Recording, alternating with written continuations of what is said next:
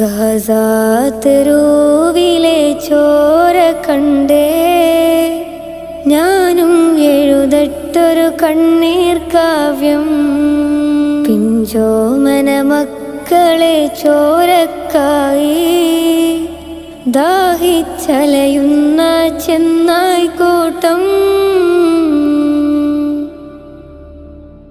മരിച്ചത് ഞാനല്ല, നീയാണ് മുസ്ലിമേ.